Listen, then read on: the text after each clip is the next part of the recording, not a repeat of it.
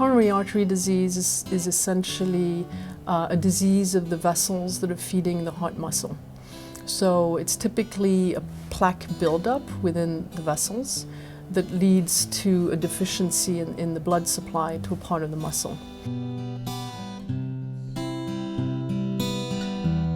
What we know is that coronary disease is as prevalent, if not more prevalent, in women as it is in men. About 4.5 years ago, my younger sister died of a heart attack without any warning. Before that, I had no idea I was at risk. I thought heart disease affected grandfathers. Women don't do well with this disease. A part of that is because we don't recognize it. Part of that is because women don't recognize it because they delay presentation. And part of that is because physicians are not applying the same level of treatment and prevention to female patients. Having a sister who died at age 39 from this disease meant that my risk level was very, very high. Risk factors are very important. I mean, those risk factors that you can do something about, you can actually change, and there are risk factors that you really can't do anything about. So things such as your age, your gender, your family history. There's a whole host of risk factors that you can change. First and foremost, I think, is lifestyle.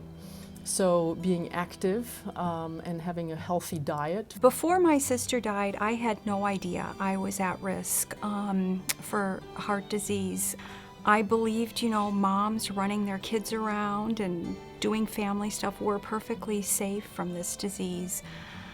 After my sister died, although I had no symptoms at all, I was very frightened for my own health. And that was when I persisted with my doctor, my internist, and began to see a preventive cardiologist who ran more tests related to diagnosing heart disease.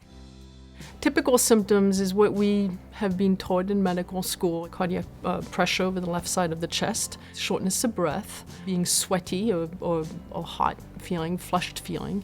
And then typically the pain or that pressure can radiate down the left arm. Female patients have much more subtle types of symptoms. They may not have chest pain, they may be more fatigued, they may have nausea, they may have back pain, jaw pain, not necessarily left-sided pain, maybe more right-sided pain or more in the middle of the chest. I went to see a preventive cardiologist, and he ordered an NMR lipid profile. And what we learned from that was that my small, dense LDL particles were very high.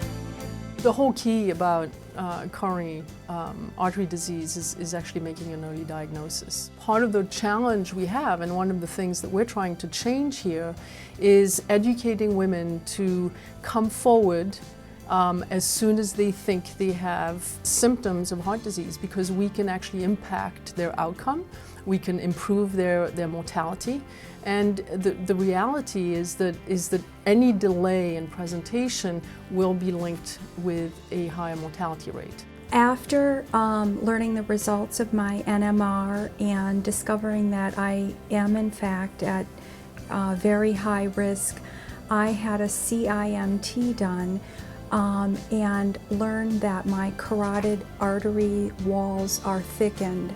When we're talking about diagnostic tests for coronary heart disease or coronary artery disease, there's some broad categories. They're the non-invasive tests. Non-invasive tests include things such as a treadmill exercise test, what we call myocardial perfusion imaging test, CT angiogram, A cardiac MRI is also a non-invasive test. And there's been some beautiful studies done looking at correlation of the gene expression test with the probability of obstructive coronary disease. And then on the other end of the spectrum is the gold standard, which is coronary angiography or cardiac catheterization.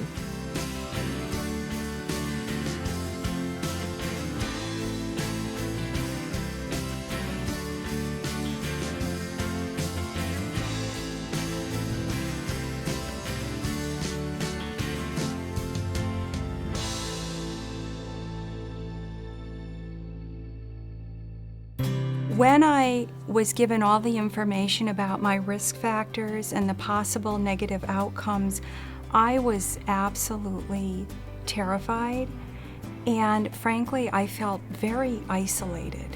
Before Women Heart, I had a wonderfully supportive friend network and family, but I felt strongly that I needed to connect with women who shared my heart concerns, my health concerns, and who were working to better their own hearts. When we're talking about lifestyle changes, it should really be applied to everyone, universally. Don't wait till you have heart disease, don't wait till you have symptoms, don't wait till you have risk factors. You should be living a healthy lifestyle. First of all, I'm very careful about my medication, make sure I comply. I communicate a lot with my doctor about how I'm doing, what tests need to be done. And in terms of my lifestyle, I've become more active. We, as a family, take a walk after dinner. I call it healthing up meals, adding vegetables where I can. And I'm very, very lucky in that my family has been behind me. Now, we all know that that's very difficult to do in everyday life, but the more you can exercise, the more frequently you can exercise, and the longer you can exercise, the better your health. Managing my disease has not been as difficult as I thought it would be. The ideal patient for me is someone who comes into the office and is absolutely engaged, asks the right questions, wants to know how to get better, and then when I prescribe a treatment course, they follow it. What I know is that so many women are working toward heart health, and that I'm not isolated. I think we're in a very exciting time. We've seen an enormous amount of progress over the last 2 decades, and I think we still have a long ways to go, but we're making progress and we're seeing it. We're seeing it in terms of improvement in outcomes of women. The mortality rates are coming down. I'm actually very, very lucky to be able to have this opportunity to live a healthier life.